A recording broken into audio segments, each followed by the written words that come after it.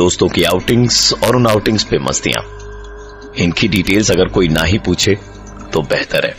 4 दोस्त, कुणाल, नितिन, अनिल और समीर एक ऐसे हॉलिडे के लिए गोवा जाते हैं।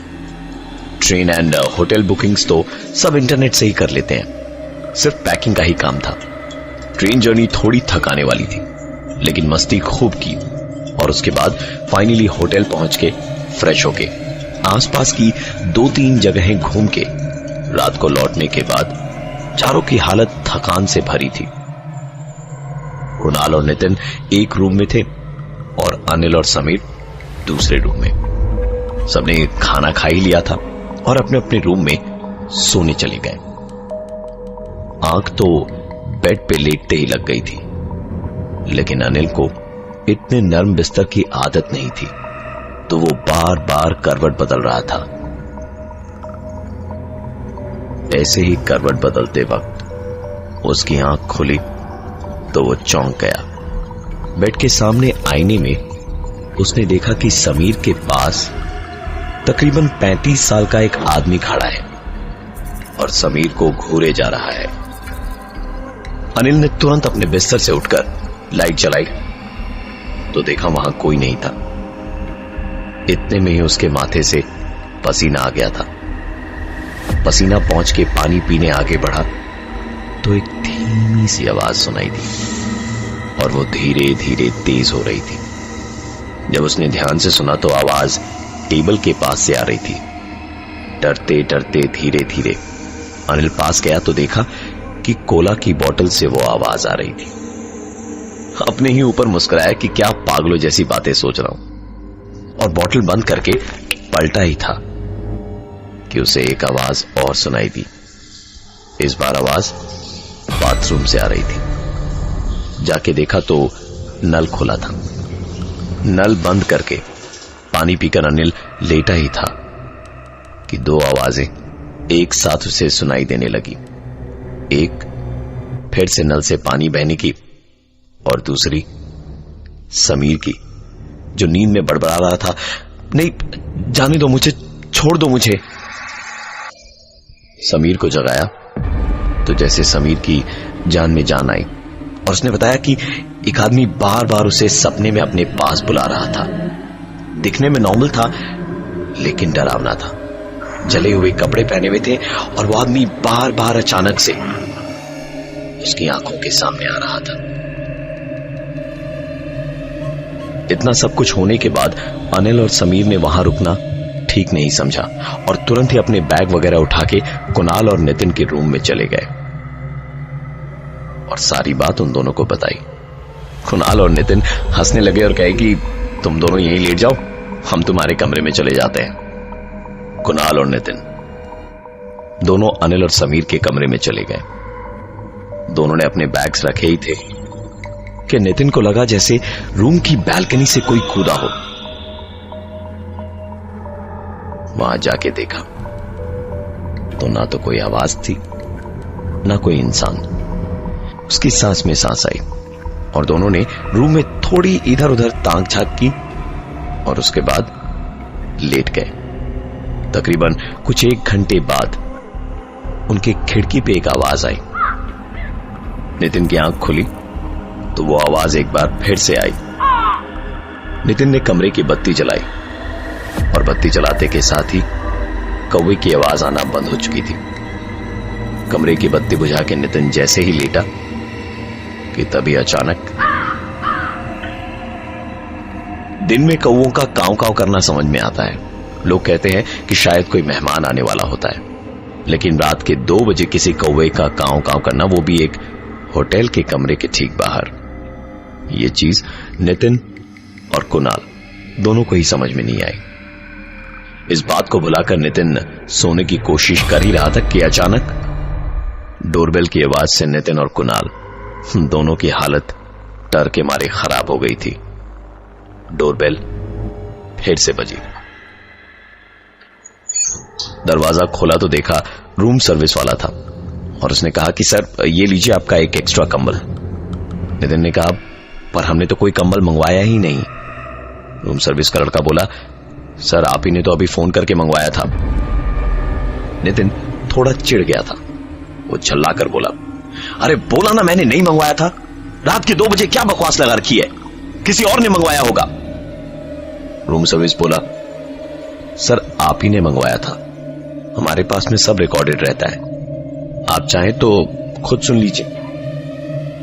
नीचे लॉबी में जाकर जब उन्होंने उस फोन कॉल को सुना तो सचमुच नितिन की ही आवाज थी। हेलो, मैं 311 से बोल रहा हूं, एक एक्स्ट्रा कमरा दे दीजिएगा। इतना सब होने के बाद नितिन और कुणाल ने अनिल और समीर को जगाया नहीं, चुपचाप लॉबी में ही बैठे।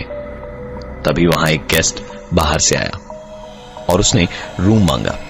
तो मैनेजर ने आके पूछा कि अगर आप लोग उस कमरे में वापस नहीं जाएंगे तो वो रूम मैं इन्हें दे देता हूं और आपको मैं किसी दूसरे रूम में शिफ्ट कर देता हूं। दोनों ने हां कर दी और थोड़ी देर बाद वो गेस्ट 311 की ओर चला गया। उनके जाने के 10 मिनट के बाद नितिन के दिमाग में पता नहीं क्या आया। उसने कुणाल को उठाया और उसको लेके रूम नंबर 311 की तरफ चल पड़ा। 311 के पास पहुंच के नितिन और कुणाल की सांसें जैसे हलक में ही अटक गई हों। रूम बिल्कुल वैसे ही खुला पड़ा था जैसा वो दोनों छोड़कर आए थे। वहां कोई नहीं था सिवाय उनके। सब कुछ वैसे का वैसा ही था जैसे वो छोड़ के गए थे। तबे पांव नितिन और कुणाल रूम के अंदर गए।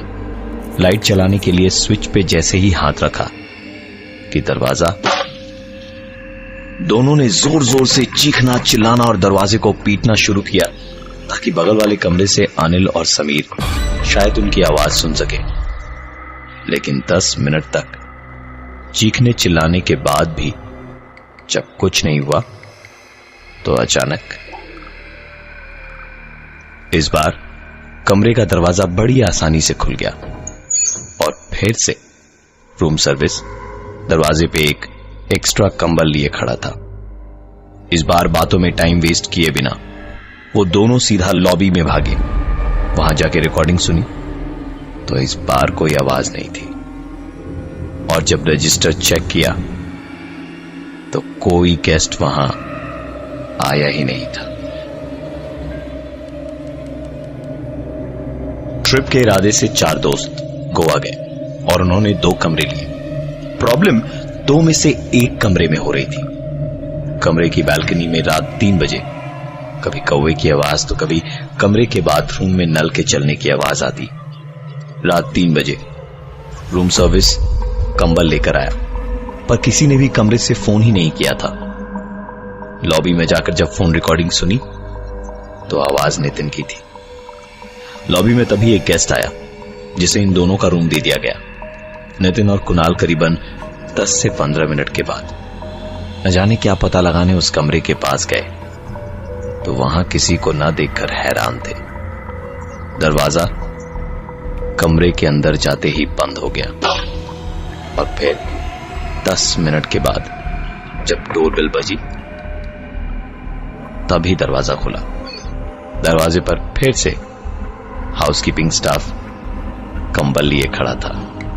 नितिन और कुणाल दोनों वहां से तेजी से भागे।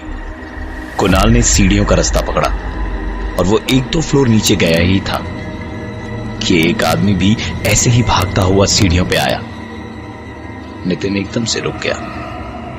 उस आदमी ने नितिन को बताया कि यहां भूत है, मैं सो रहा था, मुझे दिखा, मैंने देखा है उसको।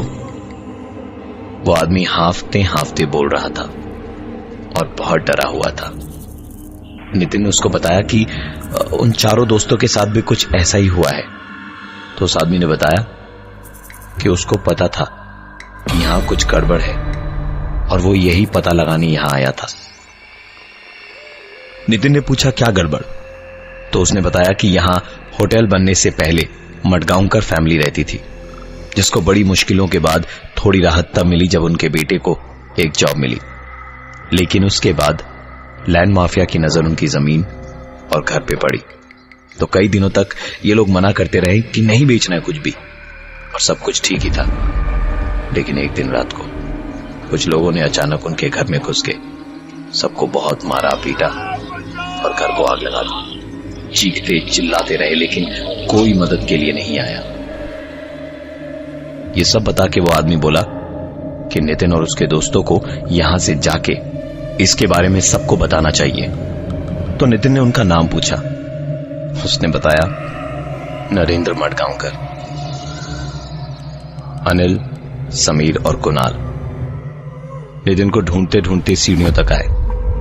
नितिन वहां बेहोश पड़ा था। अब नितिन समझ चुका था कि क्यों बार बार कोई उनके कमरे के बाहर कंबल लेकर आ रहा था, क्यों बाथरूम के नल से पानी अपने आप गिरना शुरू हो जाता था, क्योंकि ये सारी चीजें आग बुझाने के काम में आती है।